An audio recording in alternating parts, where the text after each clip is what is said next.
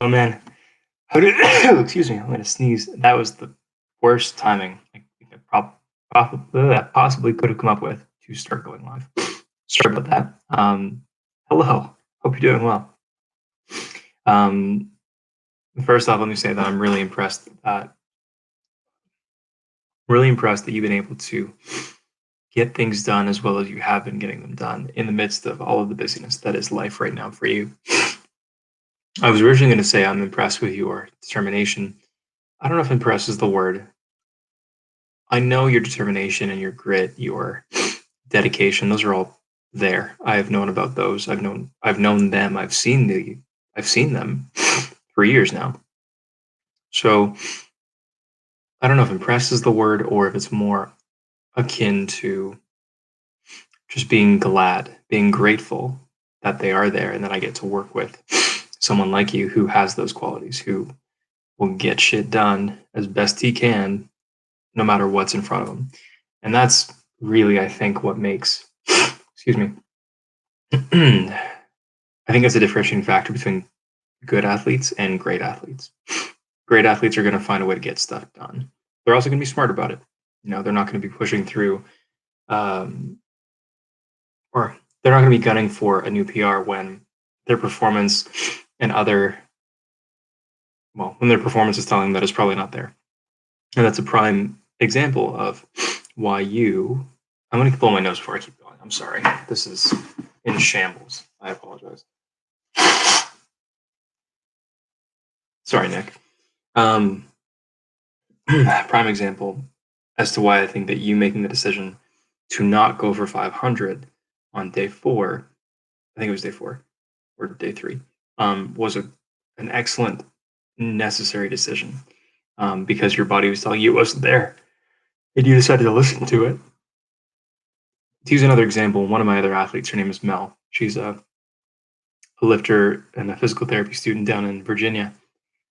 She posted on her Instagram story, excuse me, just today, that last week she was benching 135, and it moved slow. She went for 140. 140? No, she hit 140 and it was slow. She hit 145 because she wanted it to be there. I think that was right. 140 or 145, one of those two. She went for it because she wanted it to be there, not because her performance was indicating that it was there. And then she got stapled. This week, 135, 140, they were moving a lot better. So she took her shot. She knew it'd be a grinder, but she knew that she had it if she committed to it, and she got it. She benched 145 today. She messaged me afterwards saying that she feels that she's now better able to make those decisions as to when it's a time to push and when it's not a time to push. And that's the same thing as what you communicated to me by saying that you wanted 500 to be there, but it wasn't. An immature lifter wouldn't necessarily know that, or an immature lifter would know that and decide to go for it anyway. I'm very glad that we're not there and that you have the training skill to be able to make those decisions. And that's hugely important. So let me just say huge kudos to you for making that decision, man. Okay, so jumping further into the training notes, if your stiff-legged deadlifts feel bad with the barbell, then we'll just switch to dumbbell, as is your past preference. So I just put a note in the spreadsheet saying that if you do try barbell stiff-legged deadlifts again this week and they don't feel good, then just hit like 4 sets of 8 to 12 with dumbbells. I would like you to try again with the barbell just to double check as to whether it's going to be okay or not. But excuse me, no love lost if it doesn't work. I'm still really liking those safety bar squat singles. I really dug the 465 single, even if it was a bit high, because of the grit that you showed when fighting through it. And I like the 445 because of how fast, clean, and technically sound it was. So both, I think, have their merit, being single-minded and determined and having the grit to go for something that you know you're going to have to fight for, as well as backing it off, moving it well, and just being a technician. I want to train both and have instances where you get to practice both. And you did both. That's excellent. There's nothing I want to change about your safety bar squats because I think the lift is punishing enough in and of itself. Where if there are big errors, well, it'll tell you. It will make it very difficult to complete the lift if it's a substantial issue. And if the weight is climbing as it has been, and you're feeling pretty good, then I say we keep riding this wave. If and when things start feeling less stellar or slowing down or not feeling like they're progressing, then we'll switch something. There are always a bunch of changes we can make, right? But yeah, I really love how they're going right now, man. Your 300-pound bench single moved very well. Question for you, because I can't for the life of me tell from the video. Excuse me. Do you bench in flat or heeled shoes? I don't know if those are your Savo squat shoes or deadlift shoes. I don't even know if you have Savo deadlift shoes. Um, but anyway, I can't tell if they're heeled or if they're flat. Um, and then the second question is, have you tried benching in both heeled and in flat shoes?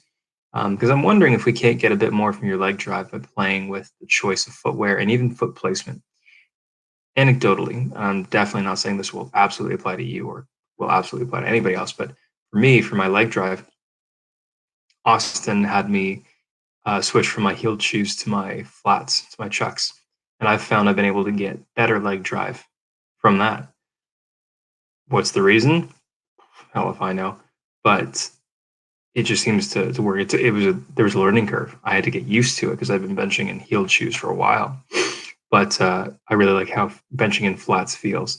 So anyway, I want to know if you've benched in both heeled and flat shoes. And if the answer is no, then I want to see how it is benching with the shoe you haven't lifted in or you haven't benched in. Because I want to get those legs, those powerful legs, more involved. I want to see more leg drive before the bar descends. So there's less of that tendency to heave, especially as the weight gets heavy. I want there to be a whole whack load of tension already in the system so that we can just direct all of the force that we're producing into that bar. So yeah, let me know if you've benched with both heeled and flat shoes, and we'll take it from there. And also what you're benching in right now. Last question related to bench. Let me know how your grip feels. Does it feel like the grip that we have right now is good? Do you think that we should be playing with other grips? Do you think we should get some work in with some more close grip, some more wide grip? Just curious to know your gut feeling here. I'd asked the same question of another lifter, and I just thought it was worth asking you, especially if we're trying to keep bench progressing. You'll have the best insider info in terms of what we probably need to do, just because you are you. And by that I mean like you are the foremost expert in you and how your bench is. Hopefully, I mean that might have been evident from the first go, but I like to be precise in what I say.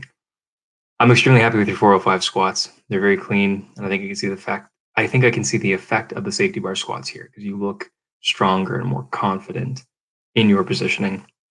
I'm not seeing a hell of a lot of shifting or folding forward, folding over as you ascend. I think you look more steady. Trap bar deads look strong.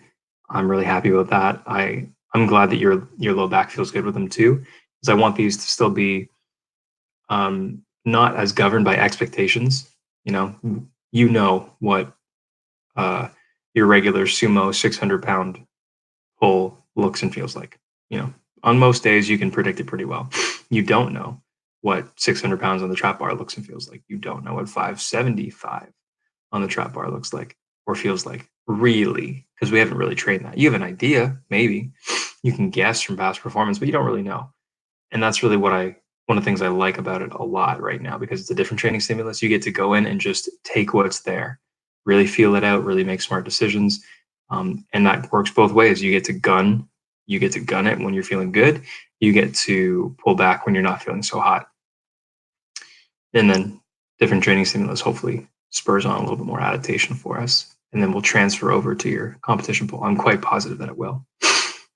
And then last thing here, man, I'll always take honest, technically sound work over risky pushes. For risky pushes to hit a certain number on any given day. So this is in reference to, wanting 500, didn't think it was there, so decided to put some good, honest work in anyway. I will always take that.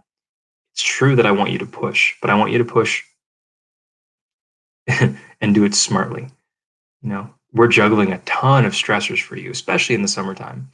And at this stage where you're trying to get the endeavor with Coup up and running, working in the clinic, you're working on the waterway, we're at the point where, like, if someone were to ask me, "Hey, when does Nick Andrews have the most stress?" Oh, summertime, where we are now. So I think that just means for us for training, it's not that we don't expect to make progress, because that would obviously be false given what's happened over the past few weeks. But I think it just tempers our expectations. We go in, we expect to push and give everything that we have. We recognize that everything we have on that day might be less than what we think. And we don't necessarily know what we're going to have until we start warming up and start getting some weight moving. And then we just accept that process. We embrace that process because it's going to lead to things that we want ultimately. And we just need to make sure that we live to fight another day. Um, So anyway, yeah, I think that we can still expect wins, still expect PRs, but we also shouldn't and can't expect them to happen consistently. Not that you were, but rather just to affirm that putting in the good, honest work wins out just about every time in my book. So, all right, man, training is good to go in the spreadsheet. As always, let me know if you have any questions. Thank you for sending the videos throughout the week. That really helps me. That lets me know that it's always going to be in WhatsApp, ready for me to review. And if you have anything, questions or things you want me to look at right away, just say that in the message and I'll make time to look at it and get back to you ASAP. Hope you and Tanner are good, and the furry puggos are also doing good. Hope fridge security is as tight as ever. You never know. Just takes one night of laziness and the fridge could be robbed. Bone dry. Anyway, man, we'll talk soon. Cheers.